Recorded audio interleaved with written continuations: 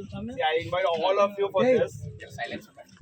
हम लोगों ने क्या है, ड्रोन से जो करते हैं, ड्रोन में एरिया जो कवरेज होता है वो बहुत कम होता है। अगर आप मैं पर आवर का देखूं या पर डे का देखूं तो मैक्स टू मैक्स आप कितना कर सकते हैं, 10 स्क्वायर किलोमीटर बहुत खींच के, मतलब क्या है, जल्दी करके एक्स्ट्रा बैटरीज लेके फुल चार्ज करके 10 स्क्वायर किलोमीटर से ज़्यादा आप पर डे कवरेज नहीं कर पाएंगे। जब मैं इसको कंपेयर करता हूँ हेलीकॉप्टर्स को, तो आप एक दिन में 150 से लेके 200 स्क्वायर किलोमीटर का एरिया कवर कर सकते हैं। मतलब क्या, जो ड्रोन अगर 15 दिन में करेगा वो मैं एक दिन में कर रहा हूँ। तो आप कंपैरिजन कर सकते हैं टाइम का, इसका कितने दिन लग रहे हैं और कितना टाइम लग रहा है। अगर मैं 6 घंटे में 150 करके देता हूँ, आप वहाँ 6 घंटे में सिर्फ 10 स्क्वायर किलोमीटर कर रहे हैं। तो टाइम का कंपैरिजन भी कर लीजिए और समय का भी कंपैरिजन कर लीजिए, कितने दिन लग जाते हैं आपको ड्रोन से और इसमें। अब ये one of the world class sensors जो हमने इसमें लगा के रखा हुआ है, इसमें मेरे पास यहाँ इसके नीचे यहाँ पे कैमरा है जो कि 90 डिग्री मतलब अर्थ की तरफ फेसिंग है, नादिर कैमरा, ठीक है ना। एक जीपीएस एंटीना लगा रखा है टेल के ऊपर, ठीक है। पीछे दिख रहा है एक वाइट कलर का, उसके ऊपर आगे जो आपको लाइट दिख रही है वो एंटी कॉलिजन लाइट है, ठीक है। वो जो हर हेलीकॉप्टर्स हर एयरप्लेन्स में होती है, आप देखते हो विंग्स में कोई लाइट जलती रहती है, वैसे इसमें भी लाइट लगी हुई है यहाँ पे। वो पोजीशन लाइट्स है, वो एंटी कॉलिजन लाइट है। वो पायलट का काम है ऑन करके रखना जब हम फ्लाइंग कर रहे होते हैं। तो उसके जस्ट पीछे मैंने जो जीपीएस लगा रखा हुआ है वो मुझे रियल टाइम कोऑर्डिनेट्स देता है ईच फोटोग्राफ के लिए। हर एक फोटोग्राफ का आपको रियल टाइम कोऑर्डिनेट्स मिलेगा। मतलब ये है, मैं फ्लाइंग करके लैंड करने के बाद मुझे फोटोज को जियो टैग करने की जरूरत नहीं है, वो रियल टाइम में जियो टैग होके ही फोटोज आती हैं। तो उसका कोऑर्डिनेट्स मुझे ऑन द स्पॉट मिल जाता है, मतलब फ्लाइंग करते हुए सर्वे करते टाइम पे ही मुझे कवरेज मिल जाती है। नहीं तो क्या होगा, जैसे ड्रोन्स में, कुछ ड्रोन्स में ऐसा होता है कि आप लैंड करते हैं, डेटा निकालते हैं, फिर उसको जियो टैग करते हैं विद द आई बेस। यहाँ मुझे वो करने की जरूरत नहीं है क्योंकि जीपीएस कनेक्टेड ऑलरेडी मेरे सिस्टम के साथ कनेक्टेड है। उसका एक्यूरेसी कितना आता है विद इन सीएम या विद इन सीएम सर, कितना CM? Less than 10 centimetre. But उसको और एक्यूरेट करने के लिए हमने ग्राउंड पे जीपीएस सिस्टम्स लगा रखे हैं, डीजीपीएस इक्विपमेंट्स। तो आप वो विद रिस्पेक्ट टू किसको लेते हैं? आपका सैटेलाइट्स, सैटेलाइट का पोजीशन तो चेंज होता रहता है। सर, इसका पोजीशन चेंज तो कैप्चर करेगा। हाँ। इसके बाद हम लोग ग्राउंड में बेस स्टेशन लगा देंगे। ग्राउंड बेस स्टेशन और कंट्रोल पॉइंट्स भी 2 किलोमीटर बाई 2 किलोमीटर ग्रिड में। ये पूरा एरिया आपने दिया था ना, उसके हिसाब से हमको ग्रिड बनाया है। उसमें जीसीपी मार्क करेंगे, like what we will do. हम लोग ड्रोन पे क्या करता है वैसे करेंगे। फिर ये डेटा और बेस स्टेशन हमने लगाया था, उसको तो आई बेस स्टेशन, ये तो हम लोग बेस स्टेशन बोलते हैं। ये दोनों को लिंक करेंगे हम लोग, क्योंकि रियल टाइम कोऑर्डिनेट आप देखिए, जैसा कि हम CORS यूज करते हैं yes। और आप रियल टाइम कोऑर्डिनेट लीजिए, अंतर आएगा वो से। सर, मेरा रियल टाइम कहने का मतलब ये है, CORS कोऑर्डिनेट्स हम लोग बाद में इसको इनपुट दे देंगे। एक्चुअली ये तो रियल टाइम ये तो कैप्चर करता है, बट CORS आप तो कंटिन्यूसली ऑल ओवर इंडिया आपने एस्टैब्लिश करके रखा था। तो उसको क्या करता है, वो तो कंटिन्यूसली वो बेस स्टेशन लगाया था ना हम लोग, वो कोऑर्डिनेट प्रोसेस करके वो कोऑर्डिनेट इसमें इनपुट दे देंगे। इसका मतलब ये आपका IGS जो इंटरनेशनल GNSS IGS से ही लेता आप है। मान सकते हैं सर, ये जो जीपीएस लगाया हुआ है वो क्या करता है, हर एक फोटो को टैगिंग कर देगा, सही, ठीक है। क्योंकि अब मैं तो एक जहाँ पे स्टेशनरी तो हूँ नहीं, आई एम मूविंग, काइनेमेटिक हूँ। तो काइनेमेटिक होने पे क्या, जितनी भी फोटोज आएंगी मेरी, सपोज कर लीजिए आज फ्लाइंग में अगर मैंने 1000 फोटोज ली, तो 1000 फोटोज का उसका उस टाइम पे क्या कोऑर्डिनेट था, जिस टाइम उसने क्लिक किया था फोटो, कैमरा ने फोटो क्लिक की, उस टाइम पे जो कोऑर्डिनेट पे है उस फोटो का XY वैल्यू आपको मिल जाएगा। ये चीज आपको नीचे ग्राउंड पे आके करने की जरूरत नहीं है। मतलब ये जियो टैग ड्रोन में क्या करते हैं, after geo tagging we get the coordinate. Yes. और एक बात बताइए ना, जब आप GCPs करते हैं, when you mark the GCPs, you also overlay that on top of your GCPs, Yes, because sir. GCPs are accurate. Yes. So when they stitch all these images, they overlap on this GCPs. देखिए So there region won't be क्या है, any- symmetric है, I can understand, you will have a pseudo error, जो आप बोल रहे हैं pseudo error की बात कर रहे हैं, ठीक है, कि ये मूविंग में सूडो एरर आएगा। लेकिन वो सूडो एरर करेक्शन करने के लिए क्या है, हमने ग्राउंड पे कंट्रोल पॉइंट्स लिए हुए हैं। ग्राउंड पे हमने उसके साथ साथ इस पर्टिकुलर फ्लाइंग के लिए हमने एक स्टैटिक बेस भी स्टैब्लिश किया हुआ है, जो कि मेरा हो गया एरियल ट्रायंगुलेशन के लिए। उस डेटा से जब मैं इस डेटा को प्रोसेस करता हूँ तो ये जीरो एरर को मैं नलिफाई कर देता हूँ, ठीक है ना। तो वही जो आप बोल रहे हैं ना कि क्योंकि मेरी फ्लाइंग हो सकता है कि मैं एग्जैक्टली लाइन पे ना होके थोड़ा सा डिफ्लेक्शन अगर जाएगा, तो जिस एरिया मूव करूँ तो वो स्टिचिंग करने के लिए वो जो ग्राउंड पे कंट्रोल पॉइंट्स हैं और जो स्टैटिक बेस है उससे ये रिले होके ठीक हो जाता है। एक बात बताइए, ये flight path you repeat the same flight path actually sir ये grid, so we are making both the ways, horizontal lines and the vertical lines. उसके बाद पूरी उसके साथ साथ ही जब हमारे पास टाइम रहता है, क्योंकि वी फ्लाई फॉर 3 आवर्स, ठीक है, वो एंड्योरेंस है, तो हम जो है उसके साथ साथ आपके वर्टिकल लाइंस लें, क्योंकि ग्रिड पैटर्न्स में है। अगर ये ग्रिड पैटर्न नहीं होता तो वो एक सिंगल फ्लाइंग में या 2 फ्लाइंग में भी पूरा एरिया कवर हो जाता। सर हम ड्रोन ये जो है क्रॉस फ्लाइंग मींस आपको पहले नॉर्थ साउथ डायरेक्शन कवर करके फिर ईस्ट वेस्ट, इसलिए ये टाइम। लेकिन ड्रोन में क्या होता था, सिंगल होता था, आइदर ईस्ट वेस्ट और नॉर्थ साउथ। यस सर, इसलिए दोनों साइड से फ्लाइंग करनी पड़ रही है। If it is not green pattern तो one side it can be इधर नॉर्थ साउथ फ्लाइंग कर लेते या ईस्ट वेस्ट फ्लाइंग कर लेते, उससे एरिया कवर हो जाता है सर।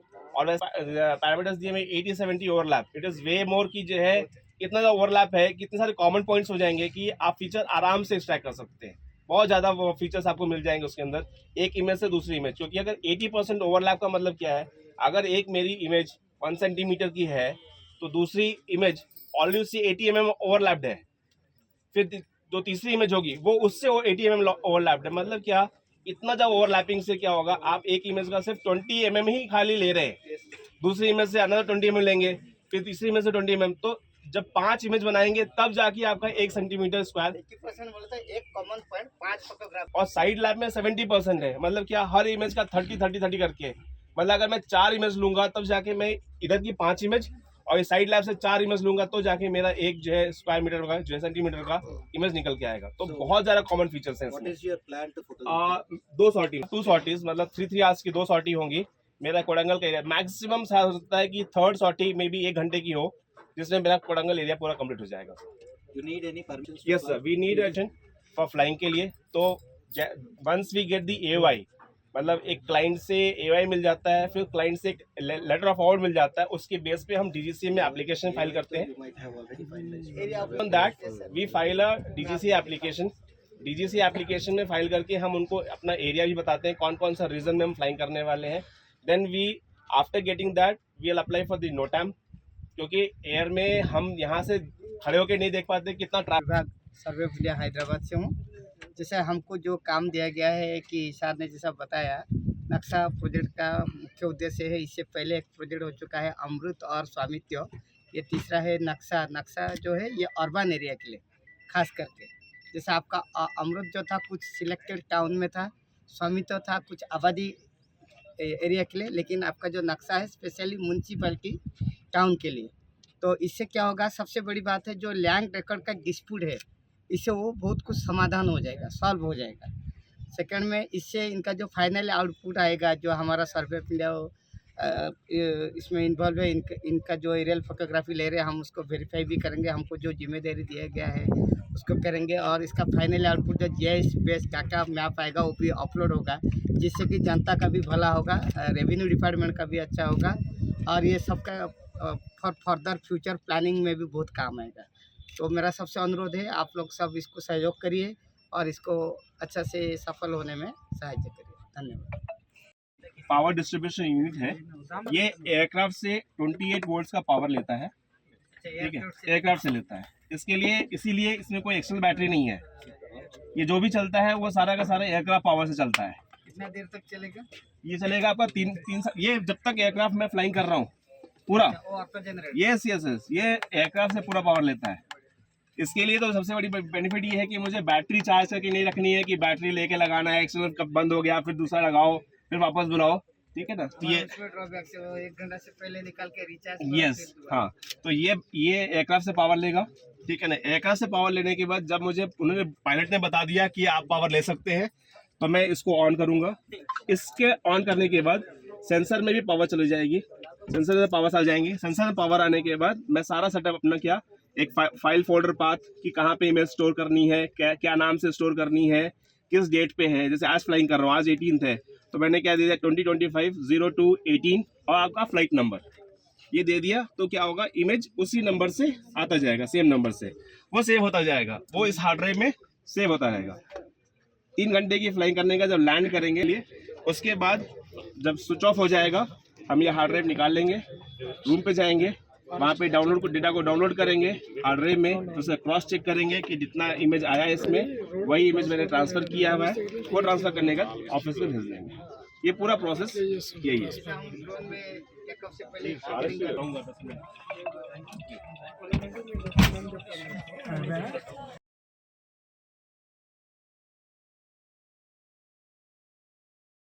ఆల్రెడీ ఈ రోజే ఫ్లయింగ్ స్టార్ట్ అవుతుంది ఈ కొడంగల్లో.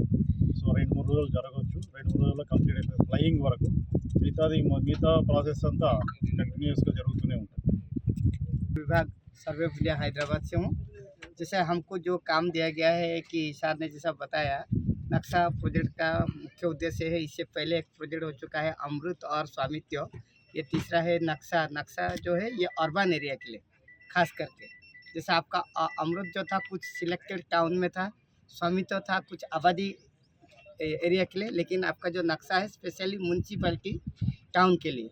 तो इससे क्या होगा, सबसे बड़ी बात है जो लैंड रिकॉर्ड का डिस्प्यूट है, इससे वो बहुत कुछ समाधान हो जाएगा, सॉल्व हो जाएगा। सेकंड में इससे इनका जो फाइनल आउटपुट आएगा, जो हमारा सर्वे ऑफ इंडिया इसमें इन्वॉल्व है, इनका जो एरियल फोटोग्राफी ले रहे हैं हम उसको वेरीफाई भी करेंगे। हमको जो जिम्मेदारी दिया गया है उसको करेंगे, और इसका फाइनल आउटपुट जो जीआईएस बेस्ड क्या मैप आएगा वो भी अपलोड होगा, जिससे कि जनता का भी भला होगा, रेवेन्यू डिपार्टमेंट का भी अच्छा होगा, और ये सबका फॉर फर्दर फ्यूचर प्लानिंग में भी बहुत काम आएगा। तो मेरा सबसे अनुरोध है आप लोग सब इसको सहयोग करिए और इसको अच्छा से सफल होने में सहायता करिए। धन्यवाद। Very successful with kind cooperation from state of Telangana and government officials from Revenue Department, Urban Development, Survey of India, and the flying agencies for aerial survey. It has been very successful, and wish this coordination and the key stakeholders' involvement and participation will continue the same way. The pilot program Naksha would be a huge success.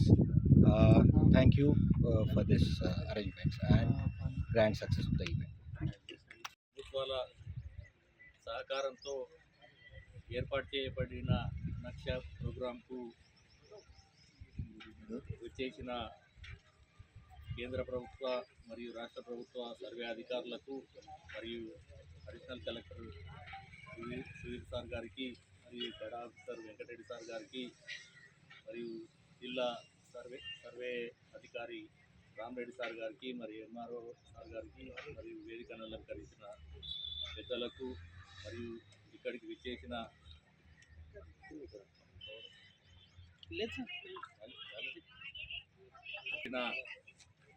Kodangal పట్టణ పుర ప్రముఖులకు మరియు పత్రికా సోదరులకు అందరికీ నా హృదయపూర్వక నమస్కారాలు.